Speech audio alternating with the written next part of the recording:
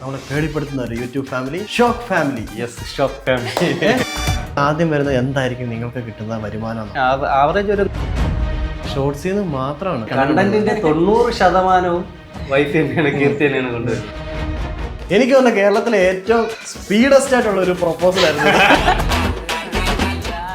Auto ഓടിക്കൊണ്ടിരുന്ന വെള്ളം സ്റ്റാൻഡിൽ ട്യൂട്ടോറിയൽ ഉണ്ട്. അപ്പൊ അങ്ങനെ നടന്ന് വെക്കൊണ്ടിരിക്കുകയാണ്. അപ്പൊ ഓട്ടോയിൽ ആ വഴി ഇങ്ങനെ ഇറങ്ങി വന്നിട്ട് ഫോൺ നമ്പർ എടുത്ത് എറിഞ്ഞ് അങ്ങോട്ട് എറിഞ്ഞിട്ട് പോയി. അതിനുശേഷം നമ്മൾ ഒരുപാട് ബ്രേക്ക് എടുത്തു. 4 വർഷം വരെ ബ്രേക്ക് എടുത്തു. ആ സമയത്താണ് എനിക്കൊരു ആക്സിഡന്റ് സംഭവിക്കുന്നത്. ആക്സിഡന്റ് ആയത് അറിഞ്ഞില്ല. അപ്പൊ അതിനുശേഷം ഒരിക്കൽ ഞാൻ കണ്ടായിരുന്നു, പക്ഷെ ആളുടെ മുഖം അറിയാൻ പറ്റില്ല. എനിക്ക് ആളെ മനസ്സിലായില്ല. പക്ഷെ ഞാൻ നോക്കി, പുള്ളിക്കാരി മൈൻഡ് ചെയ്യാതെ പോയപ്പോ ഞാൻ വിചാരിച്ചു എന്നെ ഒഴിവാക്കിയതായിരിക്കും. പിന്നെ ഒരു അറിവില്ല ആളെ കുറിച്ച്. അപ്പൊ എനിക്ക് ആൾക്ക് എന്ത് പറ്റിയെന്നുള്ളത് അറിയാൻ വേണ്ടിയിട്ടുള്ള ഇതാകൊണ്ട് 4 വർഷത്തിന് 4 വർഷം അല്ല, അതുവരെ വിളിച്ച് ചോദിച്ചത് കല്യാണം കഴിഞ്ഞെന്ന് അറിഞ്ഞു. ചോദിക്കുന്നത് നിങ്ങളുടെ കല്യാണം കഴിഞ്ഞെന്ന് അറിഞ്ഞ് ഉള്ളതാണോ എന്നാണ് ചോദിക്കുന്നത്. അപ്പോഴും എന്റെ മനസ്സിൽ പറഞ്ഞിരിക്കുന്നത് 4 വർഷത്തിന് ശേഷമാണ്.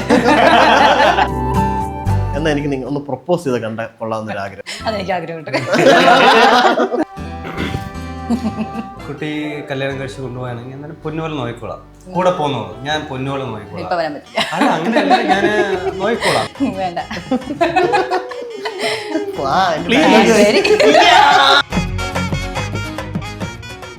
കിട്ടിയതിൽ ഏറ്റവും വെച്ച ഒരു ബെസ്റ്റ് സർപ്രൈസ്?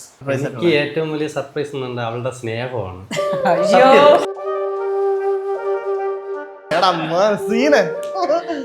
എനിക്കിപ്പോ അറിയാം അവസ്ഥ.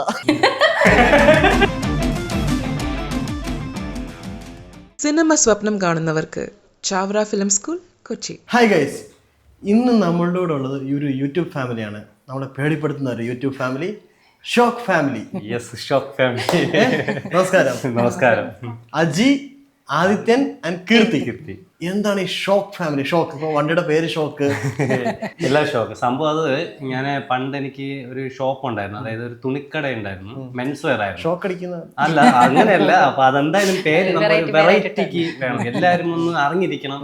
അവിടെ വന്നാൽ കണ്ടു കഴിഞ്ഞാൽ അത് ഷോക്കാണ്, ഷോക്ക് ഫാമിലി ആണ് എന്ന് പറയണം. അതിന് കണക്കാക്കി അല്ല, ഒരുപാട് കമന്റിൽ ചോദിച്ചിട്ടുണ്ട് ഷോക്ക് ഫാമിലി ഷോക്ക് ആണോ എന്നൊക്കെ. അങ്ങനെ ഒരു മെൻസ് വെയറിന് വേണ്ടി സ്റ്റാർട്ട് ചെയ്തതാണ്. അപ്പൊ മെൻസ് വെയർ ഡ്രസ്സിന്റെ അറിഞ്ഞു തുടങ്ങി. ആ ഒരു പേരിന് വേണ്ടിയാണ്, ഒരു വെറൈറ്റിക്ക് വേണ്ടി ചിന്തിച്ച് ഇട്ടൊരു പേരാണ്. നിങ്ങളിപ്പോ യൂട്യൂബ് തുടങ്ങിയിട്ട് എത്ര വർഷമായി? യൂട്യൂബ് തുടങ്ങിയിട്ട് ഏകദേശം 3 വർഷമായി. നമുക്കിപ്പോ ഷോർട്സിലാണ് റീച്ച് ആയത്. ഷോർട്സ് ചെയ്യുന്നതായിട്ട് 2 വർഷമായി. ആരുടെയാണ് ഈ ഒരു യൂട്യൂബ് സ്റ്റാർട്ട് ചെയ്യാമെന്നുള്ള ഒരു? അപ്പൊ നമുക്കൊരു ബിസിനസ് ഉണ്ടായിരുന്നു. അപ്പൊ ആ ബിസിനസ്സിൽ ചെറിയൊരു പണി കിട്ടി ആ കൊറോണയോടെ. അതായത് ഞാൻ മെൻസ് വെയറിൽ ഇരിക്കുകയായിരുന്നു. ഞാനൊരു ലേഡീസ് കൂടെ സ്റ്റാർട്ട് ചെയ്തത്. മെൻസ് വെയർ ചേർന്ന് അടുത്തൊരു ഷോപ്പ് കൂടെ എടുത്ത് അതൊരു ലോണൊക്കെ വെച്ചിട്ട് ഒരു ലേഡീസ് കൂടെ സ്റ്റാർട്ട് ചെയ്തു. ആ സ്റ്റാർട്ട് ചെയ്ത സമയത്താണ് നമ്മുടെ ഈ കൊറോണ വരുന്നത്. ആ കൊറോണ സമയത്ത് നമുക്ക് നല്ലൊരു പണിയായി മാറി. കാരണം കടകളൊക്കെ അടച്ചിട്ട് ഒന്നും ചെയ്യാൻ പറ്റാത്തൊരു അവസ്ഥയിൽ ഒരു ഷോക്കായി. അതില് നമ്മളെ ഷോക്കായി. ഏകദേശം ഒരു 10-30 ലക്ഷം രൂപയുടെ അത്രയും ലോണുകളൊക്കെ എടുത്താണ് നമ്മൾ ചെയ്തത്. എല്ലാം റോൾ ചെയ്തപ്പോഴത്തേക്കും കൊറോണ വന്ന് പണി കിട്ടി. ആ ഒരു സമയത്ത് നമ്മൾ ഒരു ചാനൽ ജസ്റ്റ് ഒന്ന് തുടങ്ങിയതാണ്. അപ്പം ഞാൻ ടൈലിന്റെ വർക്കൊക്കെ ഉള്ളതുകൊണ്ട് അതും കൂടെ ചെയ്യാനായിട്ട് രണ്ടും കൂടെ മെയിൻറ്റെയിൻ ചെയ്തത്. അപ്പോൾ ടൈലിന്റെ വർക്കിന്റെ ആണ് ഞാൻ അതിൽ അപ്ലോഡ് ചെയ്തുകൊണ്ടിരുന്നത്. പിന്നെയാണ് നമ്മുടെ കട കൊടുക്കേണ്ട സാഹചര്യമായി. കാരണം നിൽക്കാൻ പറ്റൂല. ആ ഒരു സാഹചര്യത്തിൽ ഒരു 10-30 ലക്ഷം രൂപയുടെ സാധനം വെറും 3.25 ലക്ഷം രൂപയ്ക്ക് നമ്മൾ കൊടുത്ത് സെയിലാക്കി. കാരണം അതേ ഉള്ളു മാർഗം. അങ്ങനെ ഒരു ഉണർവ് കിട്ടാൻ പറ്റാത്ത ഒരവസ്ഥയായിപ്പോയി. അങ്ങനെ അവസരം സ്റ്റാർട്ട് ചെയ്തതാണ്. പക്ഷെ അപ്പൊ ആ സമയത്ത് വേറെ ഒന്നും ചിന്തയില്ല. എങ്ങനെയെങ്കിലും വീഡിയോ ഇട്ട് എങ്ങനെയെങ്കിലും ഇതൊന്നും തീർക്കണം എന്നുള്ളൊരു ചിന്ത മാത്രമേ ഉണ്ടായിരുന്നുള്ളൂ. പക്ഷെ ഇപ്പൊ അതൊക്കെ മാറി. ഡെയിലി വീഡിയോസ് ചെയ്യല്ലേ? ഡെയിലി എല്ലാ ദിവസവും 7:30 നമ്മൾ അപ്ലോഡ് ഷോർട്സ്. തുടങ്ങിയ സമയത്ത് നമ്മൾ അങ്ങനെ വീഡിയോ അങ്ങനെ ശ്രദ്ധിച്ചിട്ടില്ല. അപ്പൊ വർക്ക് കൂടി ഉള്ളതുകൊണ്ട് അതും ചെയ്യണം. അപ്പൊ ഇത് കണ്ടിന്യൂ ചെയ്യാൻ പറ്റില്ല, ഡെയിലി ഇടാൻ പറ്റൂല. പിന്നെ അങ്ങനെ അവിടുത്തെ വർക്കും പോയി. ഈ വീഡിയോ ചെയ്തു തുടങ്ങിയതിന് ശേഷം ഇങ്ങനെ വർക്ക് നിർത്തേണ്ടി വന്നാണോ അതോ? അല്ല, അങ്ങനെയല്ല. എനിക്ക് രണ്ടും കൂടെ മെയിൻറ്റെയിൻ ചെയ്യാൻ പറ്റാത്ത ഒരു സാഹചര്യം. അപ്പൊ പിന്നെ നമുക്ക് വീട്ടിലാകുമ്പോൾ വൈഫ് എല്ലാവരും കൂടെ ഇവിടെ തന്നെ ചെയ്യാനുള്ള. ജോലിക്ക് പോകുന്നുണ്ടോ ഇപ്പൊ അതോ? ഇല്ല, ഇവിടെ കൂടെ ഉള്ള അടുത്തൂടെ ഉള്ള ജോലികൾ. അത് വല്ല ആഴ്ചയിൽ 2 ദിവസം അങ്ങനത്തെ വർക്കേ കിട്ടുള്ളൂ. അതിനാണ് പോകുന്നത്. അവിടെ കമ്പനി എടുത്ത് ചെയ്തതാണ്. അപ്പൊ ഇവിടെ അങ്ങനെ കമ്പനി ആയിട്ടൊന്നും കിട്ടിയില്ല. അവിടെ ഞാൻ വർക്ക് എടുത്ത് ചെയ്തോണ്ടിരുന്നായിരുന്നു. അപ്പൊ നമുക്കിപ്പോ ഇത്രയും യൂട്യൂബിൽ ഷോർട്സ് ചെയ്യുന്നു, ഇത്ര 2 മില്യൺ എത്തുന്നു, അതൊരു ഭയങ്കര മൈൽ സ്റ്റോൺ ആണ്. അപ്പൊ നമ്മുടെയൊക്കെ ചിന്തയിൽ ആദ്യം വരുന്നത് എന്തായിരിക്കും നിങ്ങൾക്ക് കിട്ടുന്ന വരുമാനം എന്നാണ്.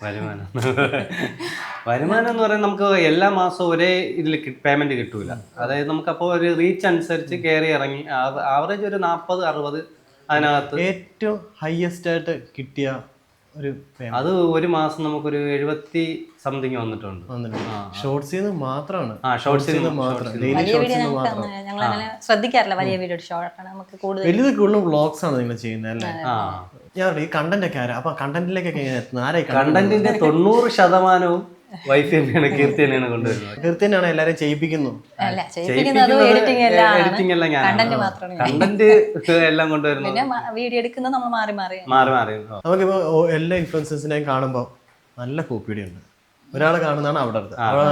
നിങ്ങൾ കോപ്പി അടിക്കാറുണ്ടോ? ഇല്ല, കോപ്പി അടിക്കാറില്ല. നമ്മുടെ കണ്ടന്റ് എടുത്ത് നോക്കിയാൽ അറിയാം. നമ്മൾ മാക്സിമം ഞങ്ങളുടെ എന്നാണ് ഇടാൻ തോന്നുന്നത്. ചിലപ്പോൾ ഞങ്ങൾ വീഡിയോ എടുക്കാൻ പറ്റാത്ത സാഹചര്യങ്ങളൊക്കെ വരുമ്പോൾ ഇടയ്ക്ക് എങ്ങനെ വീഡിയോ നമ്മൾ ഏതെങ്കിലും വീഡിയോ എടുത്ത് അതിന്റെ മാറ്റി നമ്മൾ വേറെ രീതിയിൽ ചെയ്യാറുണ്ട്. അത് ഇടയ്ക്ക് എപ്പോഴും. അല്ലാതെ ഞങ്ങളുടെ വീഡിയോ ഞങ്ങൾ മാക്സിമം ഒരു മെസ്സേജ് ആണ് പാസ് ചെയ്യാൻ നോക്കുന്നത്. അത് കാണുമ്പോൾ അറിയാൻ പറ്റും കണ്ടന്റ് നോക്കുമ്പോൾ. ലവ് മാരേജ് ആണോ? ലവ് മാരേജ് ആണ്. Love and arrange marriage. നമ്മുടെ മലയാളികൾക്ക് ഒരു പ്രത്യേകതയുണ്ട്. നമുക്ക് ഈ ലവ് മാരേജ് കേട്ടാൽ നമുക്ക് അതിന്റെ അടുത്ത കഥ എന്താണ് ഈ സംഭവം കണ്ടുപിട്ടിയതൊക്കെ എവിടെ? ആള് ഓട്ടോ ഓടിക്കൊണ്ടിരുന്ന വെള്ളത്തെ അത് ഞാൻ 10th കഴിഞ്ഞതിന് ശേഷം ഞാൻ പിന്നെ പഠിക്കാൻ പോയില്ല. പിന്നെ ആ ഒരു ഓട്ടോ, എന്റെ ഫ്രണ്ട്സ് ഒക്കെ 1-2 ഒരു ഓട്ടോ ഓടുന്ന കണ്ടിട്ട് ആ ഒരു ക്രൈസ് കൊണ്ട് ഞാൻ അവരെ കൂടെ ചേർന്ന് ഓട്ടോ ഓടിക്കൊണ്ടിരിക്കുന്ന ഒരു സമയം ഏകദേശം 2012 സമയത്തിലാണ് പുള്ളിക്കാരി അതുവഴി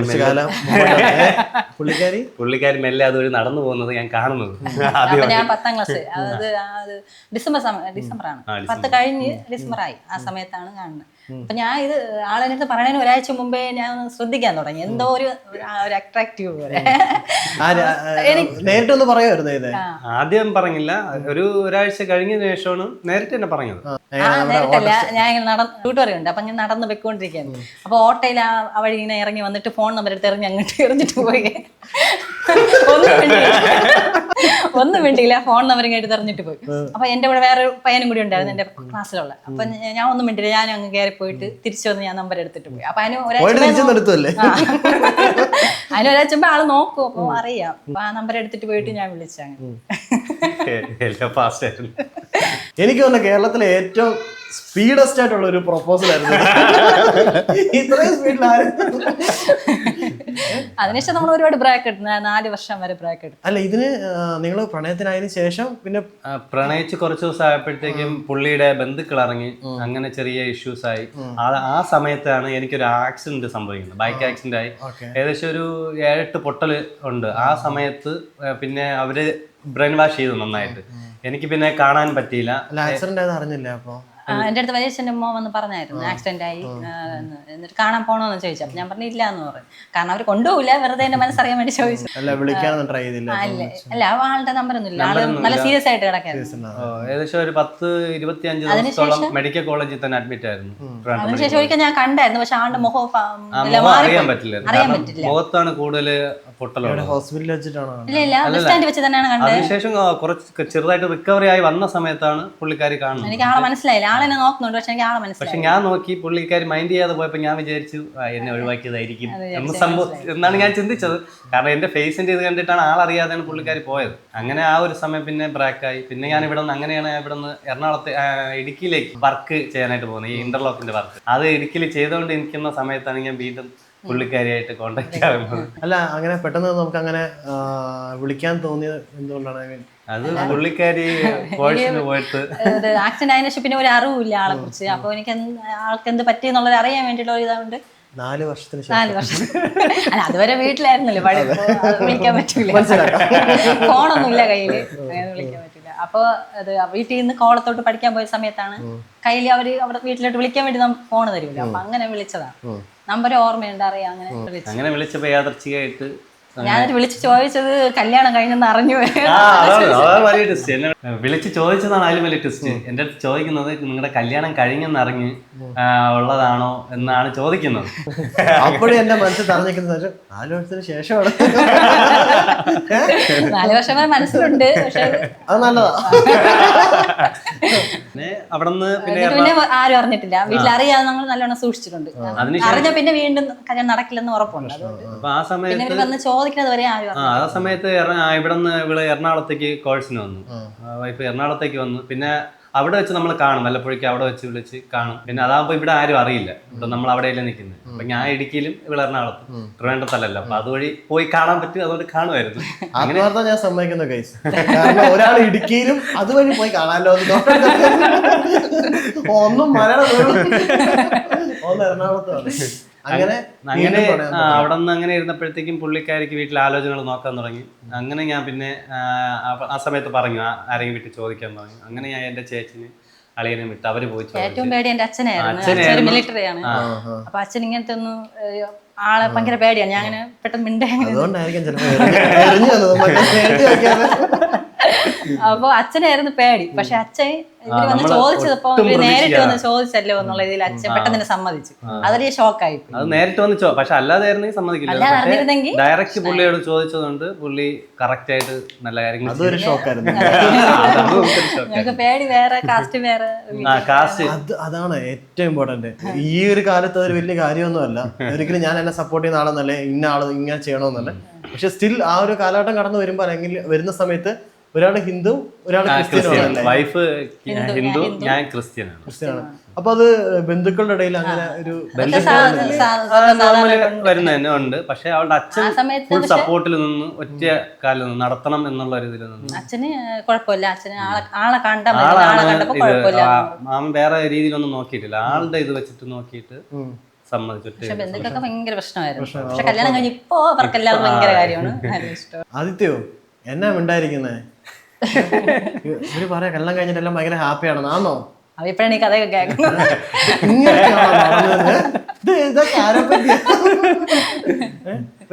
കേട്ടിട്ടില്ല. അപ്പൊ ശ്രദ്ധിച്ച് അടി ഉണ്ടാക്കാറുണ്ടോ? ചുമ്മാ ഇല്ല, സത്യമായിട്ടില്ലെന്ന് പറയാം. എനിക്ക് ഇത്രയും കേട്ടപ്പോഴാണ് നിങ്ങളുടെ ഈ പ്രണയകഥകളും ഇങ്ങനത്തെ കാര്യം ഏറ്റവും വെറൈറ്റി നമുക്ക് ഇവരുടെ പ്രൊപ്പോസൽ തന്നെയാണ്. അത് ഞാൻ പറഞ്ഞല്ലോ, കേരളത്തിലെ ഏറ്റവും ഫാസ്റ്റസ്റ്റ് പ്രൊപ്പോസലാണ്. എനിക്കൊരു ആഗ്രഹം, നിങ്ങളുടെ ഒരു നിങ്ങൾ എന്തായാലും ചെയ്ത് വന്ന് എറിഞ്ഞു കൊടുക്കുമായിരുന്നു. എന്നാ എനിക്ക് ഒന്ന് പ്രൊപ്പോസ് ചെയ്ത് കണ്ട കൊള്ളാവുന്നൊരു ആഗ്രഹം. അതെനിക്ക് ആഗ്രഹമുണ്ട്. അങ്ങനെ ചെയ്തിട്ടില്ലല്ലോ, ഇതുവരെ ആഗ്രഹം ചെയ്തിട്ടില്ല. അതെ, പക്ഷെ ഈ മറ്റേ സാധനമൊക്കെ ഇല്ലേ, പണ്ട് നമ്മുടെ അടുത്ത് ഈ ഇത് പറയാൻ നേരത്ത് മറ്റേ പറയുമല്ലോ, ഫ്ലാറ്റ് ആയ പണ്ടേ ഫ്ലാറ്റ് ഉണ്ട് വാപ്പോ. കിടിലം പ്രൊപ്പോസൽ ആയിരുന്നു. കുട്ടി, എൻ്റെ പേര് അജി എന്നാണ്. ഞാൻ ഒരു സാധാരണക്കാരനാണ്. ഞാൻ എന്തായാലും കുട്ടി കല്യാണം കഴിച്ച് കൊണ്ടുപോവുകയാണെങ്കിൽ എന്തായാലും പൊന്നുപോലെ നോക്കിക്കോളാം. പൊന്നുപോലെ ഞാൻ നോക്കിക്കോളാം. പക്ഷെ കൂടെ പോകുന്നാൽ വിശ്വാസത്തിൽ എൻ്റെ കൂടെ വരണം. ഞാൻ പൊന്നുപോലെ നോക്കുന്നുള്ള വിശ്വാസം അതെനിക്കുണ്ട്.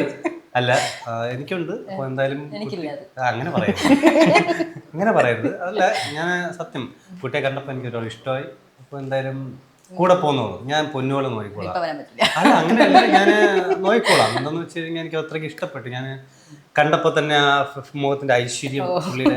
അല്ല, എന്തായാലും സത്യം ഞാൻ പൊന്നുപോലെ നോക്കിക്കോളാം. കൂടെ പോയിരുന്നോ? പോന്നോളൂ, നോക്കിക്കോളാം. വേണ്ട,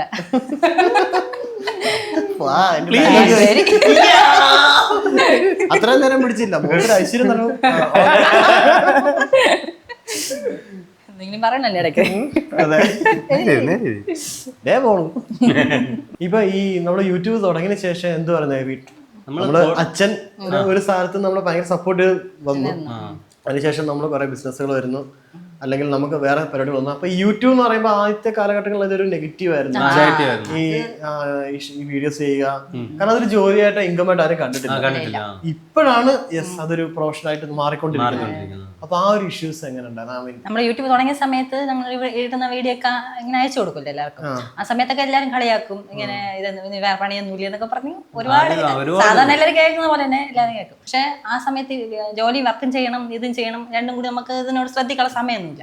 അങ്ങനെ പിന്നെ അച്ഛൻ മരിച്ച സമയത്ത് ചേട്ടന്റെ വർക്ക് അവിടെ ഇങ്ങനെ നിൽക്കേണ്ടി വന്നു. അപ്പൊ അവിടുത്തെ വർക്ക് അങ്ങനെയാണ് പോയത്. ഞാൻ പുള്ളിയുടെ അച്ഛൻ മരിച്ച സമയത്ത് എനിക്ക് ഇവിടെ നിൽക്കേണ്ടി വന്നു. ആ സമയത്താണ് എനിക്ക് അവിടെ നിന്ന് വർക്ക് ഫുള്ളായിട്ട് നിർത്തേണ്ടി വന്നു. ആ സമയത്ത് പിന്നെ ഇതിൽ തന്നെ മൊത്തത്തിൽ നമ്മൾ പിന്നെ കണ്ടിന്യൂസ്ലി വീഡിയോസ് വരുന്നു. ഇപ്പൊ ഈ ഓഫ്കോഴ്സ് അപ്പം നമ്മുടെ ഈ ഇപ്പൊ ആൾക്കാരൊക്കെ നമുക്ക് വരാറുണ്ട്? ഐ മീൻ കാണുമ്പോഴൊക്കെ ഒരുപാട് പുറത്ത് പോകുമ്പോൾ ഒരുപാട് പേര് ഇപ്പൊ വന്ന് ചോദിക്കാം. കണ്ട് കൂടുതലും കുട്ടികളാണ്. കുട്ടികളാണ്. ഈ കുട്ടി മിണ്ടുന്നില്ലല്ലോ. ആ കുട്ടി എന്ത് പറയുന്ന അറിയാം. കുട്ടി എന്നാ ചിരിക്കണേ? എത്രല്ല പഠിക്കുന്നേ? UKG. ഞാനിവിടെ വെളിയിരിക്കുമ്പോ ഒരു കാറ് കണ്ടായിരുന്നല്ലോ, ഞാൻ കൊണ്ടുപോക്കോട്ടെ? ആദ്യമായിട്ട് ഒരു കുട്ടിയോട് ചോദിക്കുമ്പോ കൊണ്ടുപോകാൻ പറയുന്നു. അതെ, ബർത്ത്ഡേ ഗിഫ്റ്റ്. നമുക്ക് നമ്മളെന്തായാലും ഇപ്പൊ 5-6 വർഷമായി നമ്മളിങ്ങനെ സ്നേഹിച്ച് നമ്മൾ കിട്ടുന്നു. അപ്പൊ നമുക്കൊരു ഗെയിം, ഒരു റൗണ്ട് കളിച്ചാലോ? അപ്പൊ നമുക്കൊരു മനപ്പുറത്തങ്ങൾ റൗണ്ട് കളിച്ചാലോ? എനിക്ക് നിങ്ങളുടെ ആദ്യത്തെ ക്വസ്റ്റ്യൻ ചോദിക്കാനുള്ളത്, നിങ്ങൾ ആദ്യമായിട്ട് ഇങ്ങനെ ഈ ലവ് ലെറ്റർ എറിഞ്ഞിട്ട് പോയെന്ന് പറഞ്ഞ ദിവസം ഇല്ലേ?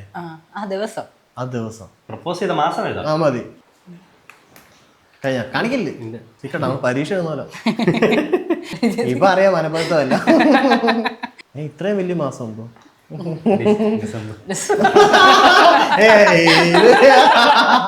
രണ്ടുപേരും കാണിക്കണം.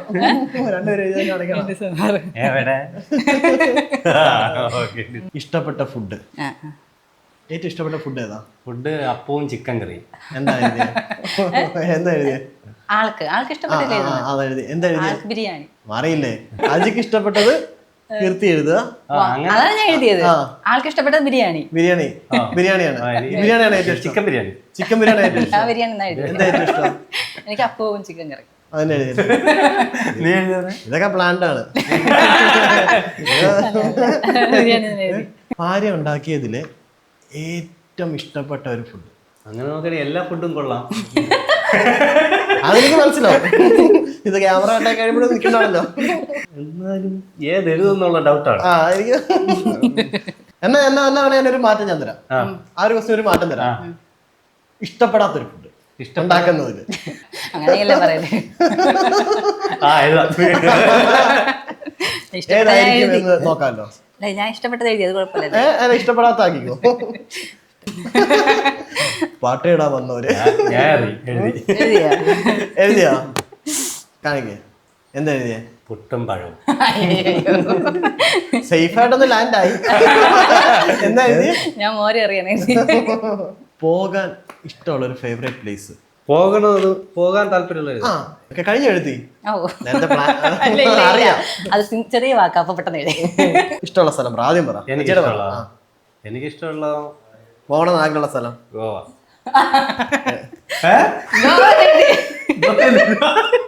നമ്മളൊരു 2 കൊല്ലം കൊണ്ട്, എനിക്ക് 2-3 ഫ്രണ്ട്സ് ഉണ്ട്, 2 കൊല്ലം കൊണ്ട് പറയാണ് അടുത്ത ആഴ്ച നമുക്ക് ഗോവയ്ക്ക് പോകണം. ഈ മാസവും പറഞ്ഞിരിക്കുകയാണ് നമുക്ക് ഡിസംബറിൽ ഗോവയ്ക്കെങ്കിലും പോകണമെന്ന്. അപ്പൊ ഫാമിലി ഉണ്ട്? അല്ല, ഫ്രണ്ട്സ് ആയിട്ട് പോകണം. അവർക്കൊന്നും വൈഫില്ല, അതുകൊണ്ട്. അതില് 2-3 പേർക്ക് കല്യാണം കഴിയാത്ത ഫാമിലിയാണ്. അപ്പൊ അവര് ഒരു അടിച്ചു പൊളിക്ക് നമുക്ക് പോകാനുള്ള സെറ്റപ്പ്. അവരും പോകാത്ത സ്ഥലം, അപ്പൊ ആദ്യമായിട്ട് പോകുന്നതല്ലേ, അങ്ങനെ പോകാനായിട്ട് കുറെ ദിവസം കൊണ്ട് നീണ്ടു പോകുന്നു. അതുകൊണ്ടാണ് ഗോവ. പിന്നെ എന്തായാലും ഇവക്ക്, അതായത് കീർത്തിക്ക് പോകാൻ ഇഷ്ടം എന്റെ അടുത്ത് പറഞ്ഞിട്ടുണ്ട്. എന്താന്ന് പറയാ? ഊട്ടി. ഊട്ടി. അതിന് കാരണം ഉണ്ടെന്ന് പറയാമോ? കല്യാണം കഴിഞ്ഞ സമയം തൊട്ടേ പോകാൻ പറയുന്ന സ്ഥലങ്ങളിൽ ഏറ്റവും ഇഷ്ടം കൂടുതൽ ഇതുവരെ പോയിട്ടില്ല. പോകാൻ വേണ്ടി പോയിട്ടും കുറച്ചു ദൂരം പോയിട്ട് തിരിച്ചു വന്ന അവസ്ഥ വരെ ഉണ്ട്. അങ്ങനെ വന്നതുകൊണ്ട് പോകാൻ ഏറ്റവും കൂടുതലും താല്പര്യമുള്ള സ്ഥലം. ഫോൺ നമ്പർ പരസ്പരം അവസാനത്തെ ആദ്യത്തെ 2 ലെറ്റർ അവസാനത്തെ 2 ലെറ്റർ എഴുതുക, നമ്പർ എഴുതുക, തിരിച്ചു. അങ്ങനെ അതും കാണാൻ പോണം, വർഷങ്ങൾ കൊണ്ടേ അറിയാം. അല്ല, എന്നിട്ട് ഈ ആക്സിഡന്റ് ആയി കിടന്നവൻ വിളിച്ചില്ലേ? ഇല്ല.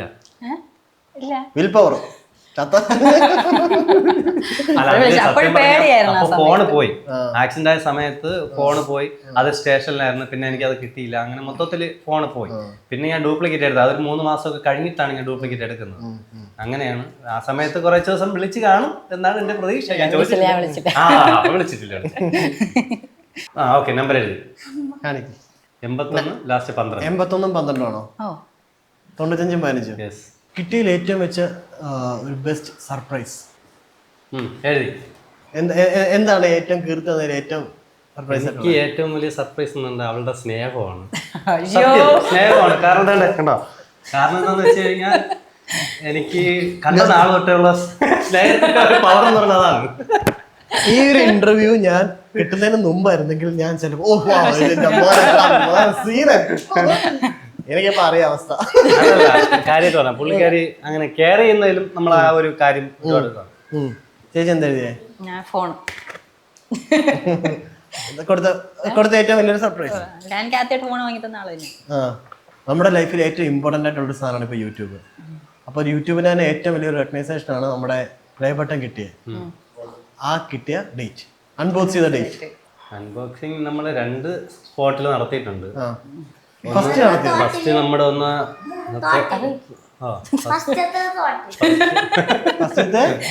ടോട്ടൽ നമ്മുടെ കനാലുണ്ട്, കനാലിന്റെ അവിടെ വെച്ചാണ് ഫസ്റ്റ് അൺബോക്സ് ചെയ്തത്. അത് നമ്മുടെ അൺബോക്സ് ചെയ്ത സിൽവർ പ്ലേ ബട്ടൺ ആണ്. ഗോൾഡൻ പ്ലേ ബട്ടൺ നമ്മൾ അൺബോക്സ് ചെയ്തത് നമ്മുടെ ഒരു ആശ്രമത്ത് വെച്ചിട്ട്, ആശ്രമത്തെ അമ്മമാരുടെ ഒപ്പം. ഏതിന്റെ ആയിരിക്കും എളുപ്പം, സിൽവറിന്റെ ആണോ ഗോൾഡിന്റെ ആണോ? ഡേറ്റ് ആണ് നമുക്ക് വേണ്ടത്. ഡേറ്റ് ആണ് വേണ്ടത്. ഗോൾഡ് വർഷം പോരെ? മാസം മാസം മാസം എഴുതി കാണിക്കും. മാസമാണ് എഴുതിയത്. ഇതെന്താ ഫോൺ നമ്പറോ? മാർച്ചാ? നീ മാർച്ച് എഴുതി അല്ല, ഞാൻ കഴിഞ്ഞ വർഷം 7-ാം മാസം, മാർച്ചിലല്ല. നീ ഏകദേശം തയ്യൽ ക്ലാസ്സിന് വെക്കോട്ടുന്ന സമയത്താണ് എനിക്ക് ഗോൾഡൻ പ്ലേ ബട്ടൺ കിട്ടുന്നത്. അതെ, അപ്പൊ കറക്റ്റ് 7-ാം മാസം, ജൂലൈ. ഇപ്പൊ 6 മാസം ആയില്ലേ മെഷീൻ കിട്ടിയിട്ട്. കറക്റ്റ്. എന്നാ യൂട്യൂബിൽ വെച്ചിട്ട് തന്നെ ഒരു ചോദ്യം കൂടെ ചോദിക്കാം. നിങ്ങളുടെ ഇപ്പോഴത്തെ കറന്റ് സബ്സ്ക്രൈബർ, ഇതൊക്കെ തെറ്റിക്കുന്ന മോശമാണ് കേട്ടോ. അത്രയും ഫാൻസ് ആണ്. ഐ മീൻ നിങ്ങൾ ഇഷ്ടപ്പെട്ട് വന്ന അത്ര ആൾക്കാരുടെ നമ്പർ കുറയല്ലേ? കറക്റ്റ് നമ്പർ അത് ഇപ്പൊ ഒരു റൗണ്ട് ഉണ്ടല്ലോ അത്ര ഇത്. കാരണം എന്താന്ന് വെച്ച് കഴിഞ്ഞാൽ 24 മണിക്കൂറും എന്റെ ഊണിൽ ഉറക്കത്തിൽ ഞാൻ അതിലാണ് ഇരിക്കുന്നത്. അതുകൊണ്ട് എനിക്കതിൽ കോൺഫിഡൻസ് ഉണ്ട്. കാണിച്ചോ? 2,26,000. ഇത് ചരിത്ര മുഹൂർത്തമാണ്. 2.8 ചരിത്ര മുഹൂർത്തം എന്ന് പറഞ്ഞാൽ ചരിത്ര മുഹൂർത്തമാണ്. കാരണം ഇനിയൊരു ഇത് നമുക്ക് നമ്മുടെ ഭയങ്കര ഭവ്യത കൊണ്ടാണെന്ന് എനിക്കറിയത്തില്ല. 2 ലക്ഷം എന്നാണ് പറഞ്ഞത്. നമുക്ക് ആ സബ്സ്ക്രൈബേഴ്സ് ഒന്ന് കാണിക്കാൻ പറ്റുമോ? ഇത്രയൊന്നും നമ്മൾ കണ്ടിട്ടില്ല കേട്ടോ, നമ്മുടെ ഇത്രയും സബ്സ്ക്രൈബേഴ്സ് ഒക്കെ. അപ്പൊ ഇതിൽ ഒരു ചോദ്യം, അത് ക്ലോസ് ചെയ്യാമോ? ഇപ്പം ആ ചാനലിൽ ഈ 2.8 മില്യൺ ഉള്ള ഈ ചാനലില് എത്ര വീഡിയോസ് അപ്ലോഡ് ചെയ്തിട്ടുണ്ട്? ചെറിയൊരു വേരിയേഷൻ എന്തായാലും കാണിച്ചു. എന്തായാലും ഫുൾ ടൈം അതിനകത്താണ്.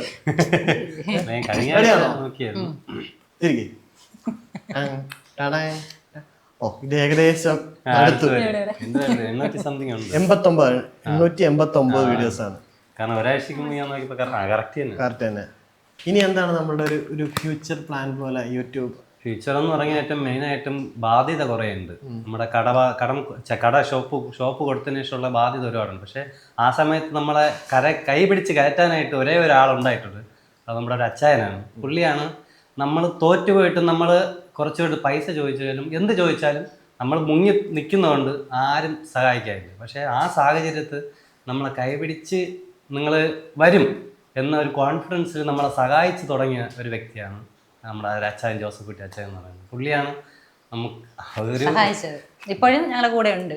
പിന്നെ ഈ യൂട്യൂബിന് വേണ്ടിയിട്ട് ഞങ്ങളെ സഹായിക്കുന്ന രജു എന്ന് പറഞ്ഞ പയ്യൻ. ഇവർ രണ്ടുപേരാണ് ഞങ്ങളെ കൂടെ. എഡിറ്റിങ്ങിനൊക്കെ ഫുള്ള് സപ്പോർട്ട് ചെയ്യുന്ന രജു പുള്ളിയാണ്. എല്ലാ കാര്യങ്ങളും. കൂടുതൽ ഇനി ഷോർട്സ് ആണോ വരാൻ ഉദ്ദേശിക്കുന്നത്? ഷോർട്സ്, വ്ളോഗും ചെയ്യണം. ഞങ്ങൾക്ക് മെയിൻ ഷോർട്സ് തന്നെയാണ്, എന്നാലും വ്ളോഗ് കൂടി ഞങ്ങൾക്ക് ഡെവലപ്പ് ചെയ്തെടുക്കണം. അപ്പോൾ ഒരുപാട് സന്തോഷം കാണാൻ കഴിഞ്ഞതിലും. ഇനി ഒരുപാട് വ്ളോഗ്സും കാര്യങ്ങളും ഒരു ഭീകര ഉയരത്തിലേക്ക് എത്തട്ടെ, ഒരു വ്ളോഗേഴ്സായിട്ടോ അല്ലെങ്കിൽ നല്ല നല്ല ഷോർട്സിലായിട്ടോ. ഇനിയും ഡെയിലി ഞങ്ങൾക്കും കണ്ടന്റ് കാണാൻ ഭാഗ്യം ഉണ്ടാകട്ടെ. ഒരുപാട് വരട്ടെ. കാണാൻ കഴിഞ്ഞതിൽ എല്ലാത്തിനും സന്തോഷം. സിനിമ സ്വപ്നം കാണുന്നവർക്ക് ചാവറ ഫിലിം സ്കൂൾ, കൊച്ചി.